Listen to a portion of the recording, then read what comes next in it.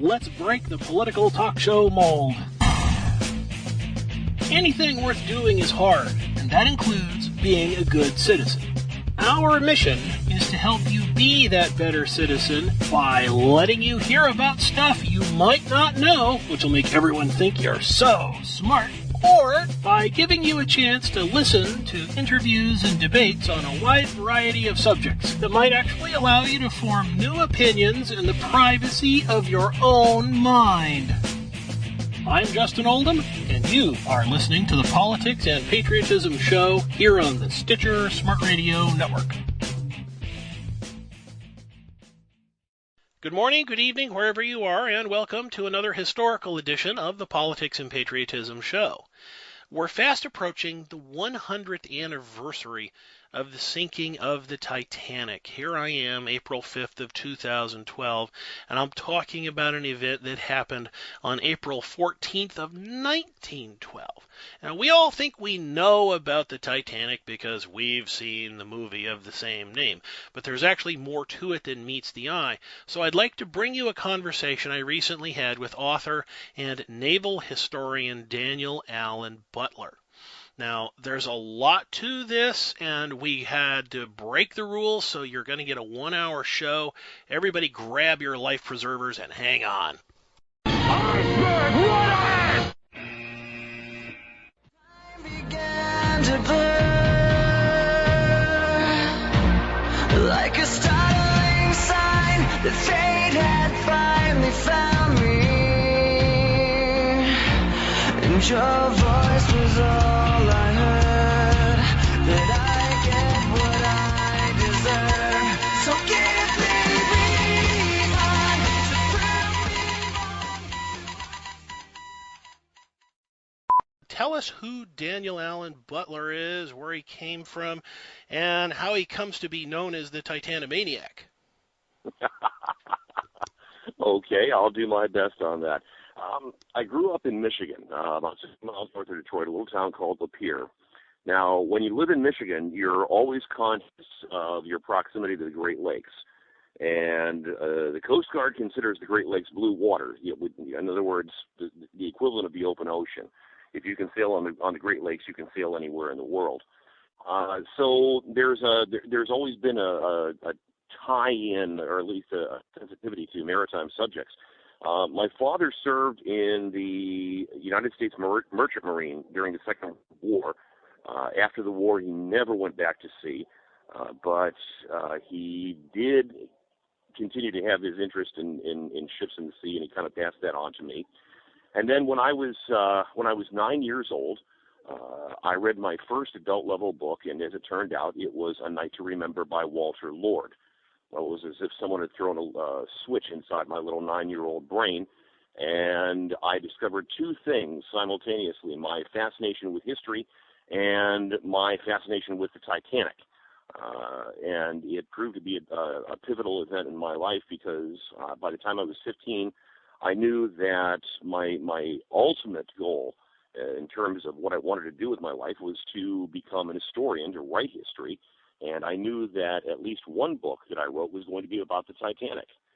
So after I got my degrees and did a stint with the U.S. Army, I then moved to Florida and knocked around for a few years, working various jobs while I was funding my writing habit, if you will. And in 1997, stack full of books in Mechanicsburg, Pennsylvania, picked up my first book called Unsinkable, which was about the Titanic. The subtitle was The Full Story of RMS Titanic.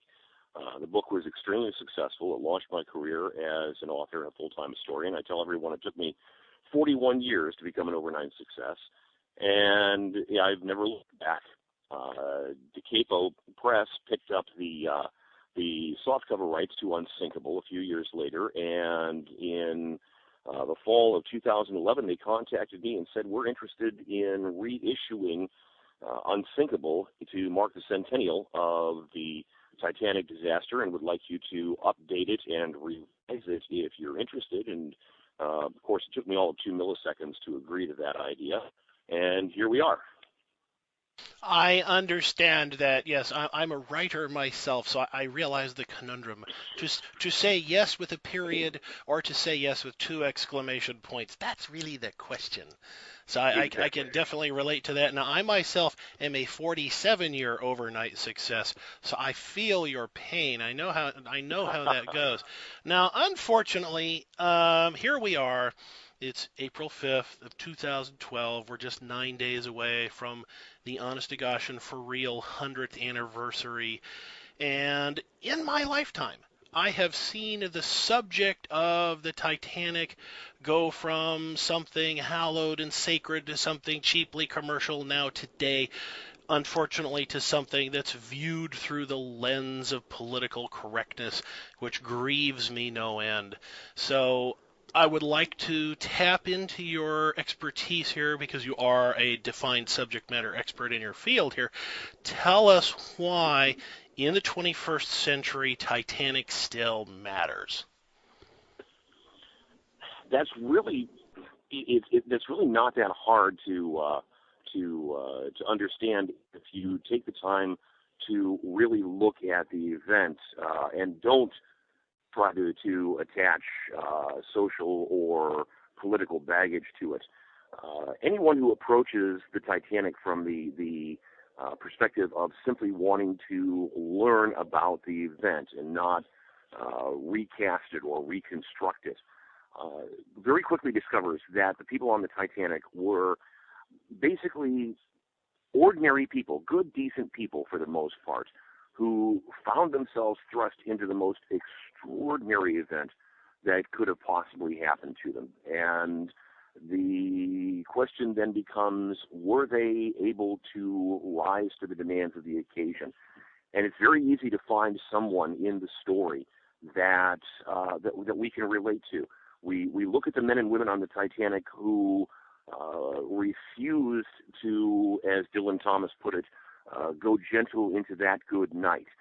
Instead, they decided they were going to fight for their lives and they were going to fight for the lives of other people. And we remember them. We look at them. They resonate with us. We see people like Engineer Hesketh, who rushed into a tide of rising water when the boiler or the bulkhead between boiler rooms 5 and 6 collapsed in a vain, doomed effort to try and rescue his friend Jonathan Shepard. It was Jack Phillips who spent 18 hours at his wireless set working on it. It had broken down during the day, and he was trying to repair it. And then he spent another incredibly stressful 2.5 hours, sitting at his wireless desk, trying to tap out distress signals, calling for help for the Titanic. He was still tapping out a CQD SOS when the power failed 3 minutes before the ship went under. It's people like Second Officer Lightcollar who made sure that the men on Collapsible B and this overturned lifeboat didn't succumb to the cold. And when the Carpathia arrived in the morning, they were still alive, and it was because of Lightcollar's efforts. It was Edith Evans who gave up what was literally the last seat in the last lifeboat to another woman, a woman who had children waiting for her. It was John Jacob Astor turning away when Second Officer Lightoller told him that it was women and children only. He saw his three-month pregnant wife into the boat and said, "I'll see you in the morning," and turned away, knowing that he was going to die. There were 4 boats left, room for 200 people. There were still 1,600 people on the Titanic's decks. It was the crewman whose name we don't know to this day, who gave his life belt to Minnie Coots and said simply, "Remember me." It's these people, and there are stories that we probably don't even know about because everyone involved died. But the efforts were still valiant. It's these people that were like Tennyson's Ulysses, who were determined to strive, to seek, to find, and not to yield. That's a very good encapsulation of the behaviors of the period, but I want to try and dig just a little bit deeper. Now, you probably can't tell, but the modern political correctness thing really just bugs the hell out of me. And I want to make this point very concisely for the sake of posterity, because when this podcast goes out on the internet, it lives forever. And I think that the people of 1912 might be rather shocked at the attitudes of 2012 in today's world. If we had ourselves another Titanic, it might very well be the case that everybody went down with a ship because nobody could decide who was going to get on the lifeboats. I don't think that the people of 1912 would be shocked, simply because I don't think they could even comprehend the idea. I think they would just be totally numb to it. The world of 1912 is so radically different from the world of 2012. And keep in mind too that we are talking about a society in 1912 that was dominated by the social rules of behavior as dictated by Europe. Now, whether modern day sociologists and historians and political scientists want to acknowledge it or not, in 1912, in fact, until 1945, the world revolved around Europe. Whether anyone else liked it or not, the world revolved around Europe.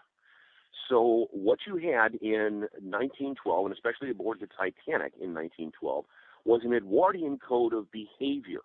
And this was where, especially in the Victorian and Edwardian periods, class defined everything.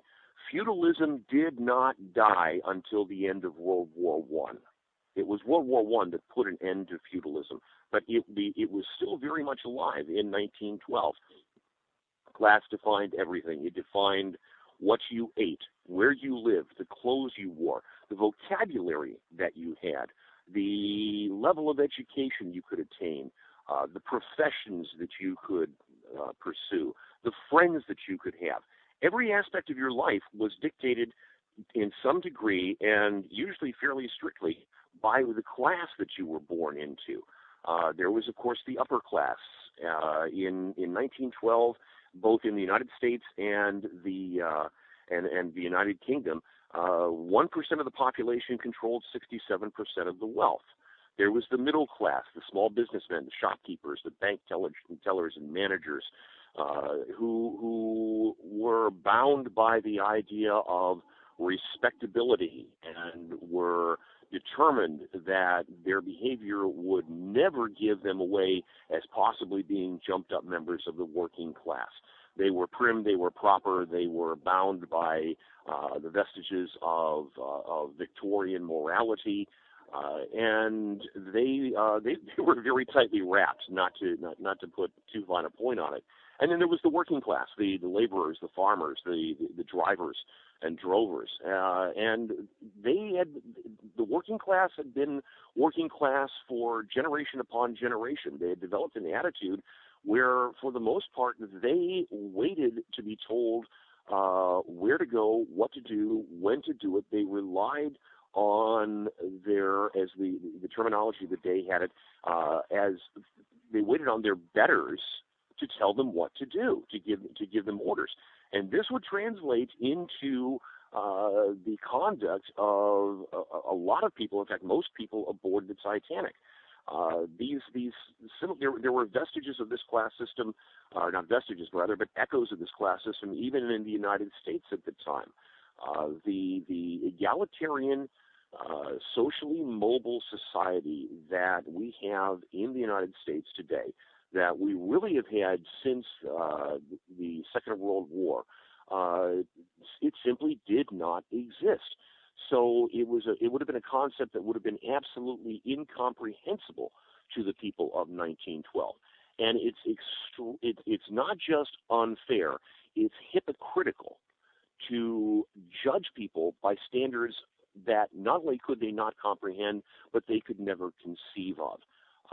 I know I can't conduct myself today by what the social standards and moral standards of 2112 are going to be. So how can anyone in moral and intellectual honesty judge the conduct of people in 1912 by the standards of 2012. Very well said. And I'd like to point out for our listeners that this re-release of your book, Unsinkable, is, to me, very useful in today's climate because your narration style is not dry, stuffy, and stilted in the old world fashion of literature. What you have managed to do here is to strike a balance between narration and conversation. And as a person who writes both fiction and nonfiction, I can tell you that I haven't quite hit the right note on the xylophone yet to pull that off. But I think you did with this, and I think our listeners will find it to be not just a casual read and an informative read, but when they're done with this book, they're going to feel like they know something.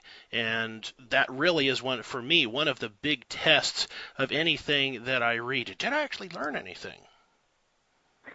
I have to confess, first off, thank you for the compliments about my writing. That's deeply appreciated.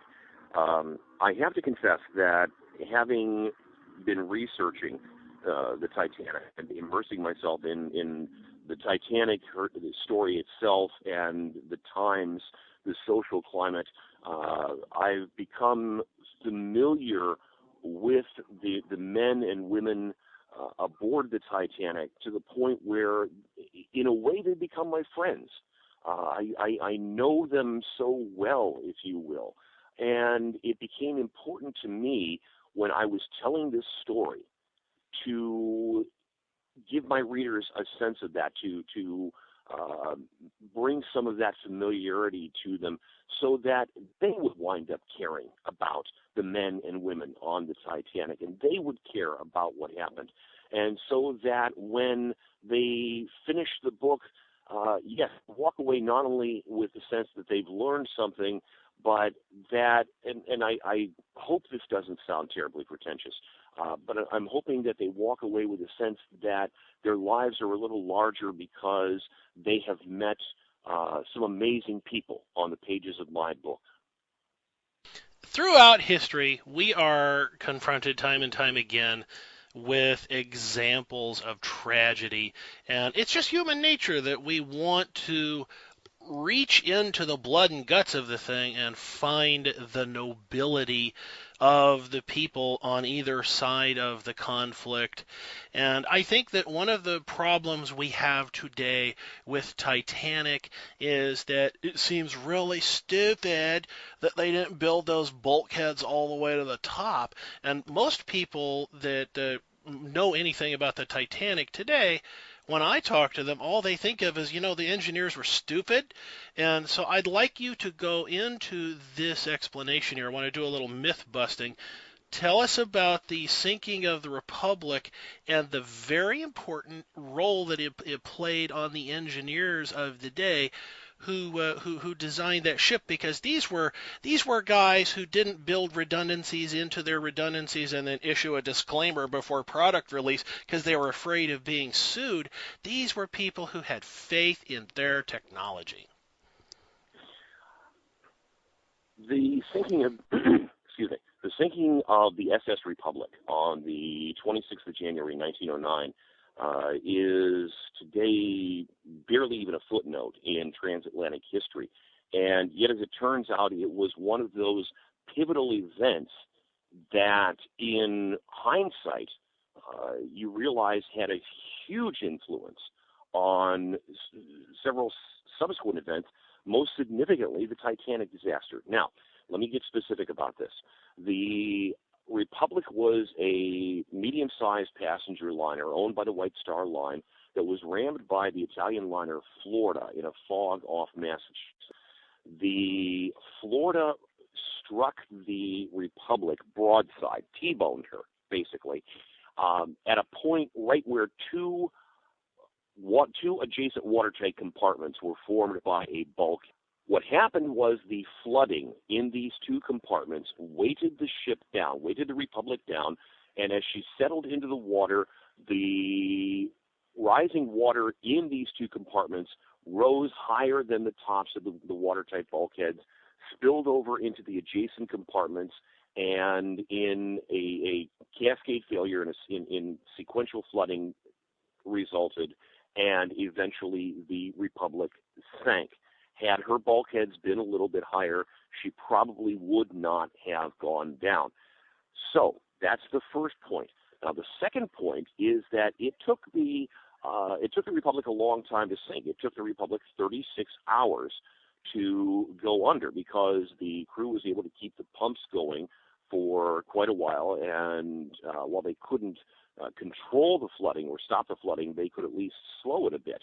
Now this allowed enough time for ships in the area to be summoned by wireless, which was a fairly new invention at that time, to be summoned by wireless and come to the Republic's aid. The most notable of these ships was the White Star Line's Baltic. Now, what happened in these 36 hours is that the crew of the Republic used the Republic's lifeboats in relays to transfer passengers and unnecessary crewmen over to the other ships. There were something like a half a dozen ships that ultimately arrived on the scene to aid the Republic. So they were using these lifeboats in relays. It was never necessary for everyone aboard the Republic to take to the lifeboats simultaneously. Captain Sealby of the Republic issued an order as the evacuation was being carried out. He said, women and children first, then first class, then the others.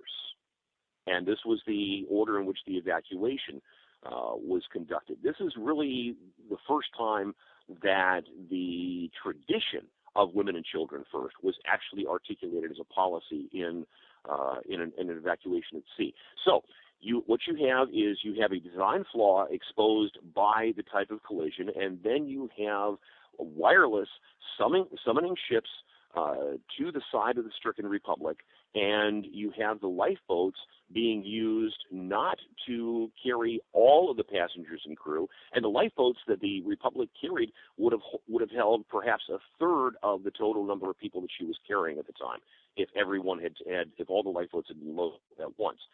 But what you had is you had them being used in relays being carried to other ships. This became, in the mind of the people of the time, this became the model of how disasters were going to happen. This is how the life-saving equipment would work. This is how the wireless would work. This is how the construction of the ship would work. Well, when the Olympic and Titanic were being designed and built, the Harland and Wolff engineer, Harland and Wolff, of course, being the Belfast shipyard that built the Olympic, the Titanic, and the Gigantic, they looked at this disaster and said, okay, we need to make some changes in our design. What they did is they built a ship with 16 watertight compartments of roughly equal length that were formed by 15 watertight bulkheads running laterally across the ship.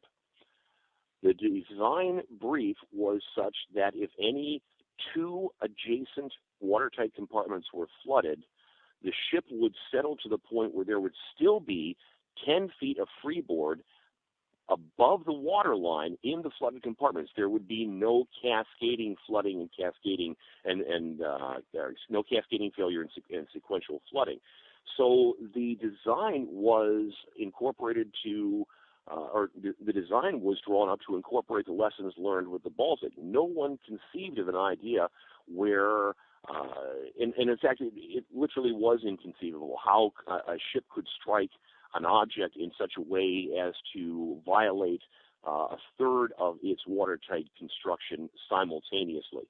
Now, in fact, one of the design features of the Titanic was that if, by some chance, her first 4 watertight compartments were open to the sea, she would still be able to stay afloat. The water level, even as the ship took a bow trim, the water level would not rise above the top of that aft bulkhead and spill over into the 5th compartment, the 5th into the 6th, etc.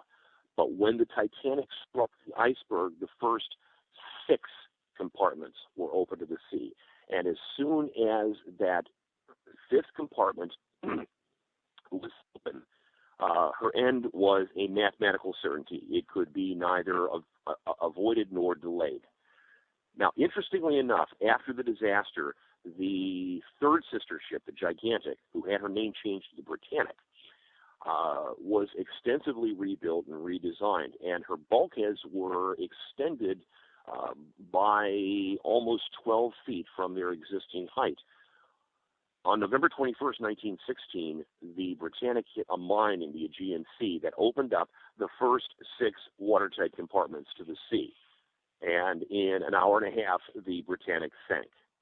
So the lesson here is there really is no such thing as an unsinkable ship, but it's going, when people make assumptions about their designs, it's going to take some major failure of the design to highlight the flaws of those assumptions. But the engineers on the Olympic, Titanic, and Gigantic, in their design, they were working to the best of their knowledge and were using all of their experience, both practical and theoretical. Now, I want to make a very important point here. It's pure arrogance on the part of this current generation to assume that we are building superior ships and we're using superior engineering to what was executed on the Olympic, Titanic, and Gigantic. My point being the Costa Concordia.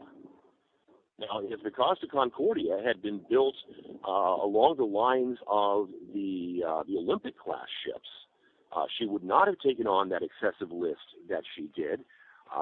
She might not have even sunk. It's entirely possible that she would have actually stayed afloat. But instead, what you had was a very serious design flaw with the trim tanks and the internal subdivision of the Costa Concordia that, when she was opened up, allowed the sea to flood her in a way that created this tremendous list, very similar to what happened to the Lusitania in 1915, created a tremendous list, rendered half the lifeboats on the ship unusable, and caused the ship to settle. I did not sink entirely in a matter of minutes, but settle in a matter of minutes so that the ship could not be sunk. So the thinking that, these engineers in 1909, they were designing the Titanic, were so foolish and they really didn't know what they were doing. In a way, they knew better than the engineers who were designing and building ships today. Now, with that in mind, give us some sense of the scale of things. How big is Titanic in comparison to modern shipping? Well, that's a difficult. I'm not trying to dodge the issue. I know the numbers, but it's difficult in a way to put forward because there are so many different numbers and different methods of measuring. You'll hear talk about ships being 150,000 tons, 160,000 tons, and it doesn't mean that these ships weigh 150,000 or 160,000 tons. What those figures are gross registered tonnage, which is a measure of volume, not weight. The Titanic was almost 900 feet long. Just let me give you real quick. Let me give you the rundown on the Titanic statistics. She was 882 feet 6 inches in length. She was 92 feet in beam. She was 98 feet in width on the boat deck. She drew 36 feet of water. That is, there was 36 feet of hull below the water line that you didn't see. From her boat deck to the water line was the height of a 7-story building. It was 175 feet from the bottom of her keel to the top of her funnels. Her displacement, her actual weight, was 52,310 tons. Her gross registered tonnage was 46,350 tons. She was a very, very large ship. In fact, there were only about a dozen passenger liners that had been built subsequent to the Olympic-class ships that were actually larger in all dimensions. Titanic would actually measure up very, very well, size-wise, with a lot of cruise ships that are out there today. My good friend Jerry Jeffers calls a lot of these cruise ships that look like they're just shoe boxes stacked on top of a hull, calls them flotel 6s. And I think it's a very apt description because the aesthetics of these ships are horrible. But you have deck stacked on deck, trying to get the maximum amount of volume. But the Titanic would be on the low end of these monster cruise ships today. But she was still an immense ship. She was, as I said, she, her hull and superstructure stood 7 stories tall. I just, and go find somebody who's listening and wants to really get a perspective on this. Go find a building and count up 7 floors, and you realize how far it was from the boat deck to the waterline, how far those lifeboats had to be lowered to get to the water. She was 4 city blocks long. She was as wide as a plain street. So that hopefully will give you some perspective. Another way of looking at it, she was as long as 3 football fields. That hopefully will give people some perspective into just how big these ships were. These immense ships were, in many respects, piloted and crewed by great men, which brings me now to the subject of Titanic's captain, which you have a great deal to say about in your book here, some of which is controversial. So talk about the mental state of Captain Smith as this whole thing goes down.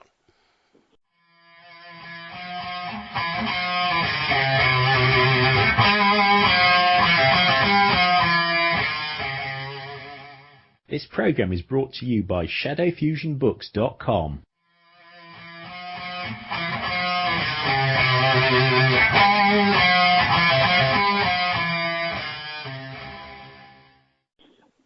Okay, the first thing, the starting point for understanding Captain Edward J. Smith's conduct on the Titanic the night that she went down, the starting point is actually the beginning of his career. The reason being is that he went at the age of 13. That was not uncommon in those days. If a young man aspired to a seagoing career and wanted to become an officer in the British Merchant Marine, he would usually sign on as a cabin boy between the ages of 13 and 15 and start working his way up into the ranks, getting his maritime education, passing his examinations, earning his certificates, tickets they called them, and gradually working his way through promotion to attain command.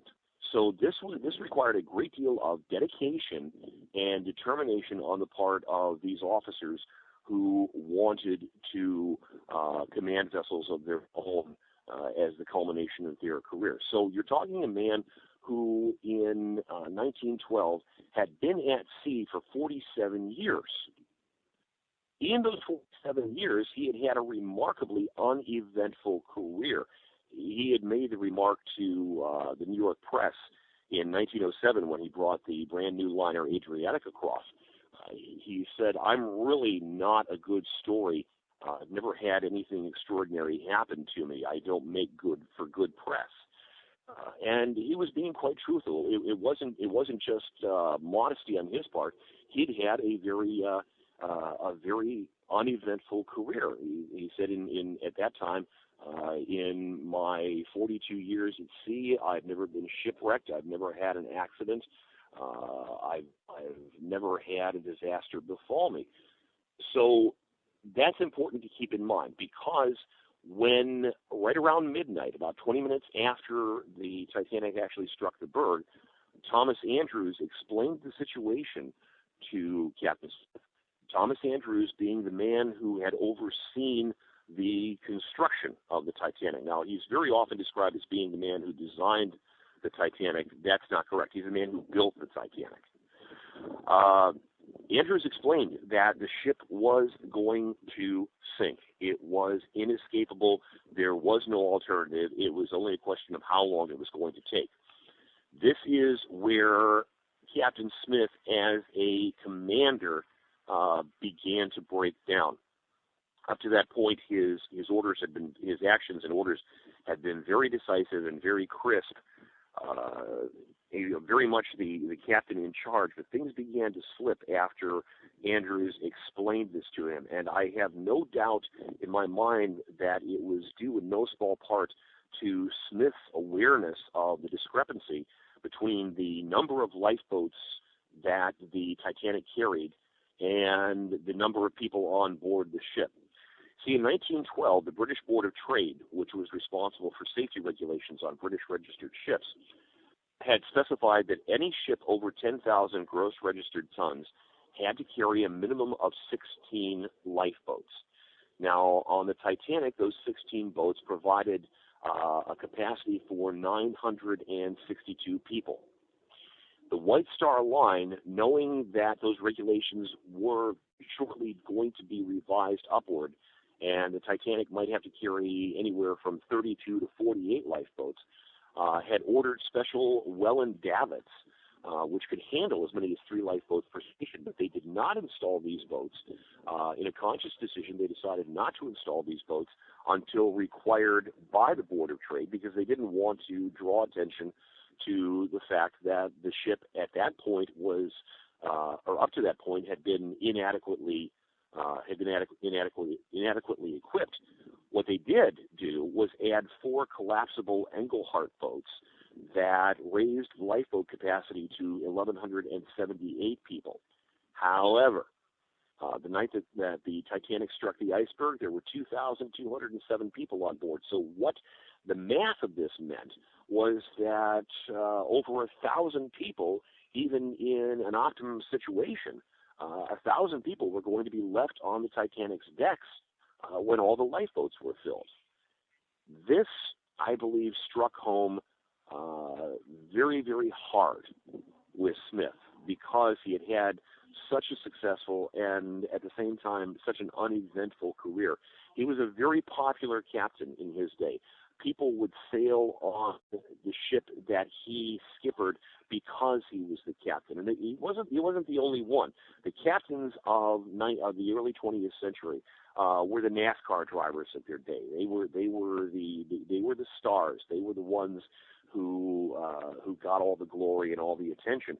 And people would literally choose the ship they wanted to cross on based on who the skipper was.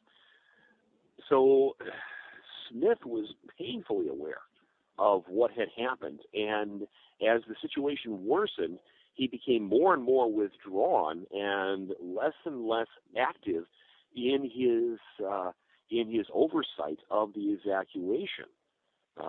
In fact, I find it highly intriguing that the 2 most energetic and dynamic officers of all of the 8 officers aboard the Titanic were Second Officer Bert Lightoller and Fifth Officer Jeffrey Lowe, who were also the only 2 officers on the Titanic who had ever been shipwrecked.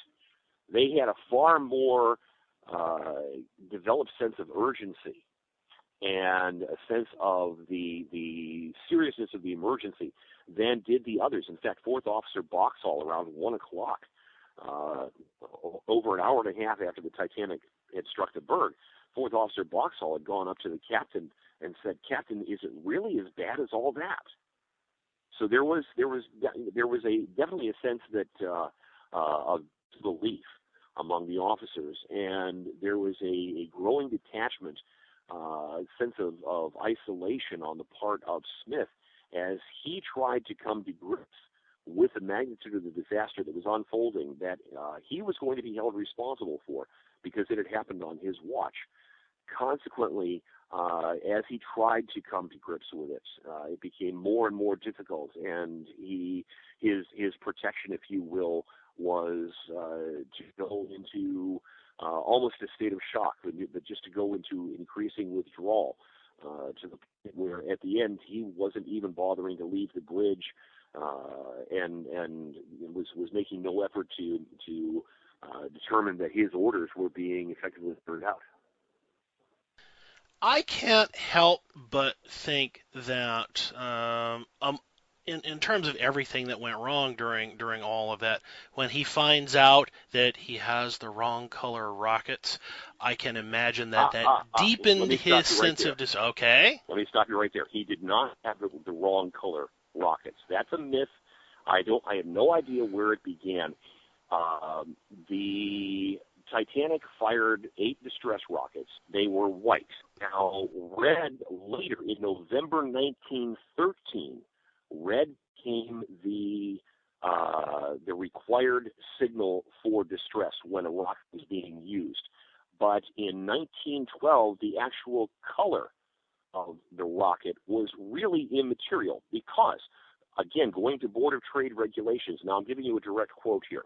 The Board of Trade regulations specified, quote, whenever rockets, stars, or shells of any color or description are being set up at regular intervals, they should be regarded as a signal of distress, end quote. So that goes now. That's a myth that I want to dispel right now. It was not a question of whether the rockets were the wrong color. At that point in time, the color of the rocket was immaterial. Okay. All right. Now that makes perfectly good sense. So, with that in mind, talk to me about the Californian then and the decisions made by Captain Lord, because you've got a whole chapter on this in your book. Oh, I don't just have a whole chapter in my book. I have a whole other book. Please plug. Okay, the book is called The Other Side of the Night, the Carpathia, the Californian, and the Night the Titanic was lost. It was published in 2009 by Casemate out of Philadelphia, Pennsylvania. It's currently available in both hardcover and softcover at your local bookstore and also online from your favorite bookseller, whoever that happens to be. Now, if you notice in the subtitle, I say the Carpathia, the Californian, and the Night the Titanic was lost. I am not focusing on the Titanic in this book. I'm focusing on the Carpathia, the ship that came to the rescue of the survivors, and I'm focusing on the Californian, the ship that didn't come to the rescue. Now, the Carpathia was 58 miles away, 4 hours steaming time. Captain Henry Rostron, or Arthur Henry Rostron, excuse me. He was the captain who did everything right, and he drove his ship as hard as he could through an ice field, trying to get to the Titanic in time. But he was 58 miles away. The Californian, on the other hand, was less than 10 miles from the Titanic. 2 of her officers watched the Titanic sink, and when they reported to the captain that there was a ship to the south firing rockets and looking rather strange in the way she was floating in the water, Stanley Lord chose to do nothing. Now, it gets very complicated in terms of the how and the why, but I'm not the kind of historian that just looks at the information and comes to a conclusion assuming that my conclusion is always going to be right. I get qualified experts involved. When it comes to navigation and ship handling, I have any tonnage, any ocean master mariners giving me advice. I've got men like Ron Warwick, retired Commodore of the Cunard Line, who I will consult on ship handling matters. Well, when it came to the mentality of Stanley Lord, the captain of the captain of the Californian, I consulted independently of one another. I consulted 6 clinical psychologists and said, can you explain this behavior to me, or how would you explain this behavior? And unanimously, they came back and said the man was a sociopath. Someone else had run their shiny new ship up onto an iceberg. Stanley Lord had stopped his ship for the night when he saw the edge of the ice field. And if someone else had come to grief on the ice through their own folly, well, that was too bad. But he was not going to risk himself to go to their aid. He simply couldn't be bothered. I think that's a fairly good assessment. Now, it's tragic that the man took his own life eventually, but that is, I think, a rather good assessment of the situation. And, no. Stanley Lord did not take his life. Okay, then I'm sorry. Then who am I thinking of then? Because you're probably thinking Jack Thayer, who was a passenger on the Titanic, who was well known That's yeah, committed that's suicide. it. That's it right there. I have to apologize. I've moved on to another reading project, and things are just kind of bleeding over in my mind. So No, I that's okay. apologize. Well, as I said, Stanley Lord did not take his own life. He died of old age in 1962, and interestingly enough, uh, this is one of the reasons why I love history. Now, Stanley Lord was castigated by the American press, the British press, the American public, the British public, for failing to come to the aid of the Titanic. And he very stoutly defended himself over the years, saying that it wasn't the Titanic. Those rockets that we saw didn't come from the Titanic, so I can't be guilty of not going to the Titanic's to the Titanic's assistance. And it became, in some circles, a cause célèbre. But you'll notice how Lord worded things. He was innocent, he said, of not coming to the Titanic's aid, right?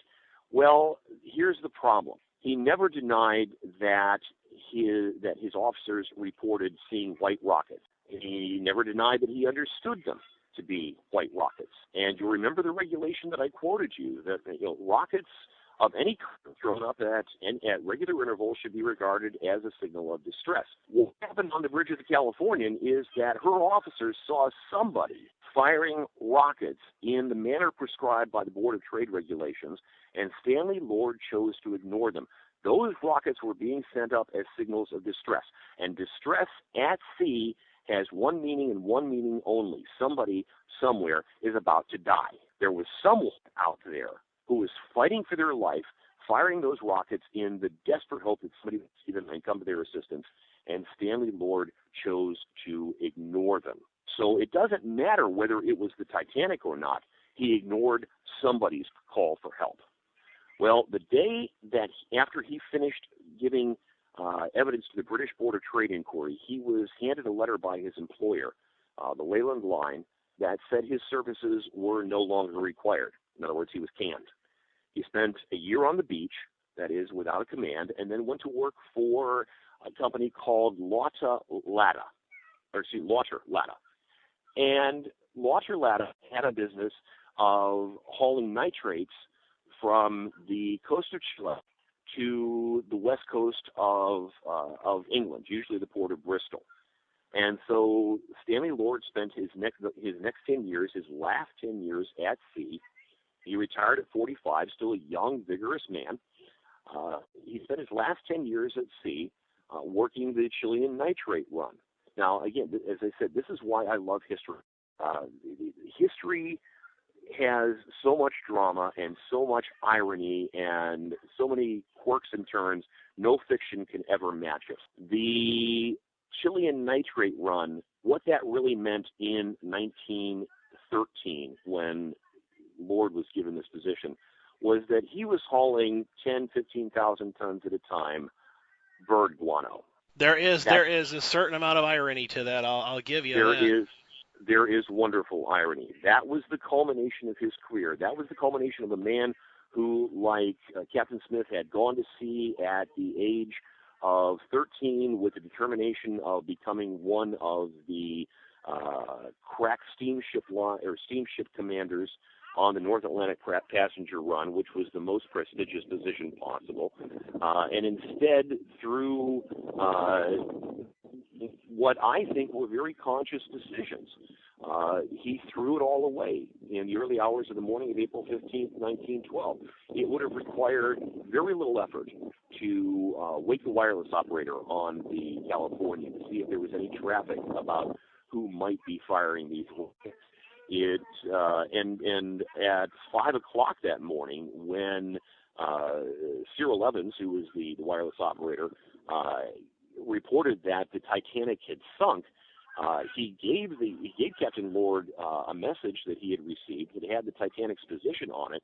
Lord took one look at this message, and then he looked at Evans and he said, "No, this won't do. This isn't good enough. You must get me a better position." I am firmly convinced that when Lord looked at that looked at that message and saw the position that was given to the Titanic, he realized that his own ship had been close enough for her officers to have seen the Titanic's rocket. He knew that he knew in that moment that he had blundered monumentally. Now, speaking of monumental blunders, I want to try and wrap things up here with some contemporary observations.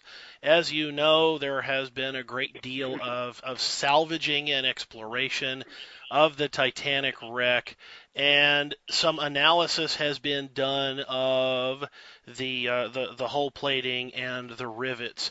Now, this is stuff that we know now. Did they have any way of knowing any of that stuff back then? And really, part of what I want to ask you as a subject matter expert here, because of what modern experts have said about the quality of the plate steel and the quality of the rivets, did they have any inkling of that back then? To tell you the truth, no. And I have to be very explicit here. The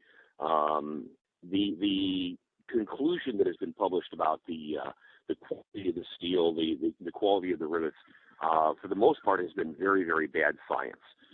There was a paper that was published in the mid-'90s, I believe it was '96, that claimed that the quality of the steel used in the Titanic's construction was inferior, but the standard that was cited for reference purposes was a set of standards that didn't go into effect until 1947. Now, in the case of the rivets on the hull, there were a total of 48 rivets that have been recovered from the wreck. And keep in mind, there were over 3 million rivets that were used to construct the ship. She was completely riveted together. Welding not been adopted as a shipbuilding method in 1912. And in most ways, even today, riveting is still a superior method of construction, but it's very, very expensive. So the less expensive welding now is the industry standard. However, in 1912, riveting was the standard. There were 3 million rivets in the Titanic's hull. 48 rivets or rivet fragments have been recovered from the wreck and analyzed. That's far too small a sample group, statistically significant, for one thing. Out of those 48 rivets or rivet fragments, one fragment of one rivet was determined to be substandard in terms of its material composition. And yet this entire scenario was constructed around that conclusion drawn that substandard rivets were used. And then this was elaborated even further by two scientists that later went to press with a book saying what really sank the Titanic were the inferior rivets, and saying that in early 1912, because the Titanic was falling behind schedule in her construction, the White Star Line began using inferior materials or settling for less than optimum materials and less than optimum workmanship in the construction of the ship. The problem, the flaw with that chain of reasoning is that the structure of the ship, the structural work on the ship, was all completed by May 31st, 1911. So it really didn't matter what materials were being used and what workmanship was being employed in January and February of 1912, because it was not structural. It was not going to affect the integrity of the ship. This was all interior work on the passenger accommodations and the crew quarters, but it was not the framing and shell plating and watertight bulkheads of the ship. Those were all done by the 31st of May, 1911. So this is a case where people have been trying to, not to put too fine a point on it, trying to make names for themselves by coming up with scenarios that lend themselves to sound bites. You get a lot of attention, but their scholarship and their work is pretty shabby. You know, with that in mind, because our conversation will live forever once it goes out on the internet, put yourself in the historian's big chair here and think about somebody listening to this conversation 100 years from now.